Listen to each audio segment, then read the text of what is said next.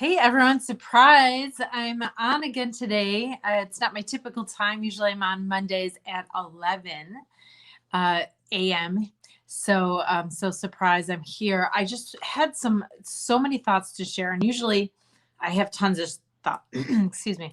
Usually I have tons of thoughts to share, but I just don't have time. By the time I get the next thought, things have passed, and I've passed the time. But now I'm putting some space in my calendar to actually come online when I want to and be able to share some more with you. And so today I'm thinking a lot about self-care. Because I have a free mini course with self-care for empaths, and I'm starting this group.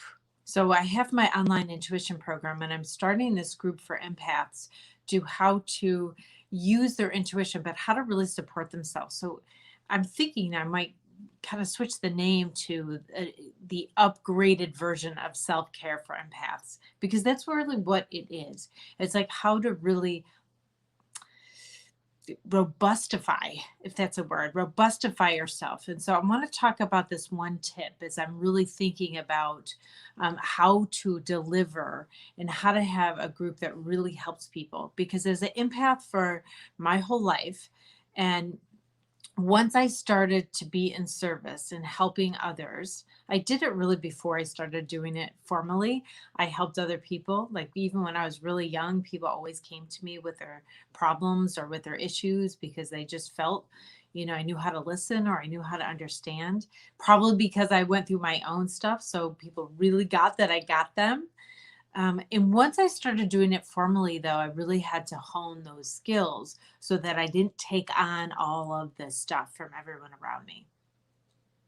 And so I really had to start doing self care. And as I went along in the last 3 decades, as I went along in my life and did more, helped people further, helped up level them at different levels, I had to adjust my own self care in a way that would support that.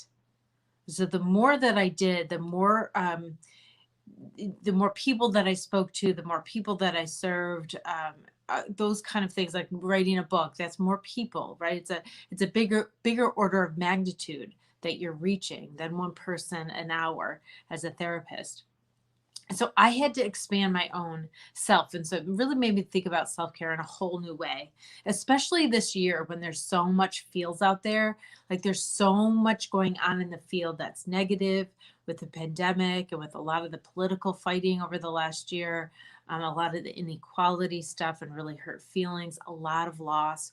There's been so much negative feelings that us empaths are like feeling all the individual feelings of all the individual people around us.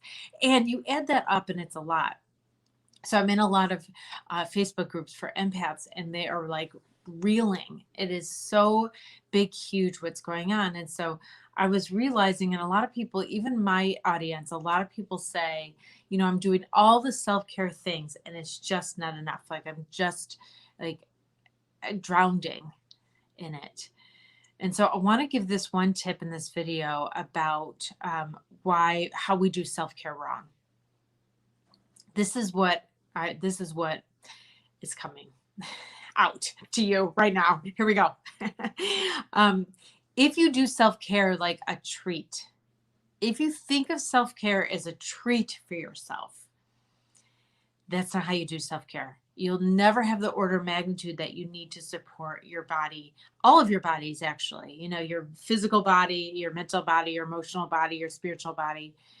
You won't be able to support all that if you think of it as a treat, because when you think of the word treat, you think you have to deserve that treat. So it messes with us, right? It messes with us. In our Western culture here, we all have shabby self-esteems. We're all struggling with that. We all have all these insecurities. We all have all these issues with self-worth. This comes from our culture. It's a cultural problem. So we all have this. And so if you have to overcome that in order to do the self-care you need to overcome it, you're sunk. Right? So it's like we need a certain level of capacity and energy to do some self-care in order to get further. And I did this video a couple weeks ago on boundaries and thinking about like you could set little boundaries, and if they're not enough and people keep crossing them, you don't have the energy to sustain them. So you really have to go kind of beyond what you think, right? So watch that video about boundaries. I'm not going to talk about that today, but I just want to talk about this idea of if you think self-care is a treat that you're treating yourself, either with food treat or a massage treat or buying something, retail therapy is not necessarily really supporting all your bodies. It's almost like a hit, almost like an addictive hit. And it's good. I do it too.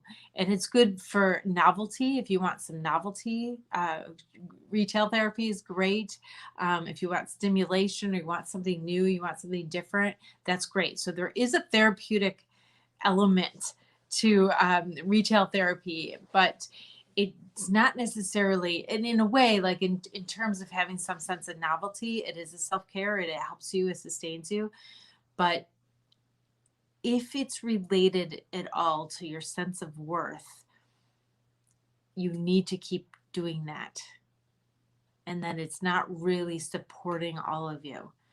So if you think about self-care as a necessary thing, as nourishment, just like food is nourishment, actually food and eating would be part of self-care, sleeping, all those regular things that we take for granted, do not take them for granted. They are self-care. They're necessities. So things that we really have to do to support ourselves. And so a lot of times empaths feel like if they do self-care, it's selfish. It's like either they could care for themselves or they could care for the others, like there's limited.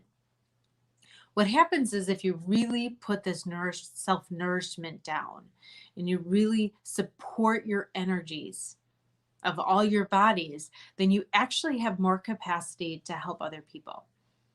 And so that's what we're really going to really look at. But personally, to each one of you, if you join me in my group, you'll get this personally for each one of you. You'll understand how this works in your life with your particular people, with your clients, with your family, with your students, and you'll be able to clear that out. So a lot of times in self-care, we're trying to recover. And I'll teach you not how to let stuff in. Listen, one of the biggest reasons why empaths take on the energy of others is because we think that that's what we have to do. We think that there's no other choice here. We believe that we're sensitive, and so we take it, and then we take it. So belief is everything here. And once you start realizing that you don't have to do that, and then you just put the practices in, which I teach, and then boom, life changing completely. So that's the exciting part. So I just wanted to get on here and tell you that about if you think of self-care as a treat, what's going to happen?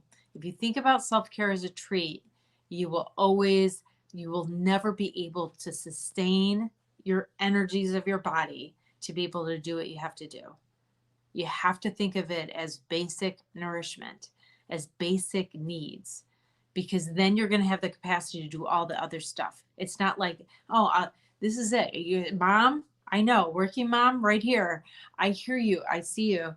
And if you think that, I can't do that right now because I have all this other stuff, all those other things are suffering if you don't do that for yourself. Plus you're modeling. You don't want to model for your kids not to do that either. So there's a lot. If you think about it as a treat that you have to be worthy of, that you have to put enough work in to get, that's not self-care. That's a treat. Let's call that a treat. Let's call self-care this basic nourishment that you need to do what you have to do, to live to your highest potential, to feel good at the same time. When we have a sense of purpose and we're serving our mission in the world, our soul is happy. When we're not doing that, our soul is not happy. So sometimes we don't have the physical capacity or the emotional capacity because we're taking in all this negative energy. So we don't have the capacity. We stay home. And yes, we're a little bit protected, sort of, or we feel a little bit better, relieved, but our soul's not singing. It's not really happy because we really want to do what we're supposed to do. And so that's what I'm here to help you do that. Please join my group. It's starting in the next couple of weeks. So jodiaman.com/intuition. And bring that, when you bring that intuition online, you're bringing self-trust online. And when you bring self-trust online, then there's a lot less stress. There's a lot less anxiety. You're not afraid of the future. You're actually excited. You have more joy in your life. I can't speak enough about the praises of what it's like to really be grounded and trusting yourself. And when you activate your intuition and when you can depend on your intuition, it's so much easier. So much easier. The biggest cause of stress that we have is not trusting, right? That's where all our anxiety comes from. I don't think I can handle it. I can't control that. All that stuff, right? All of that stuff is anxiety provoking, which is the big negative of the world.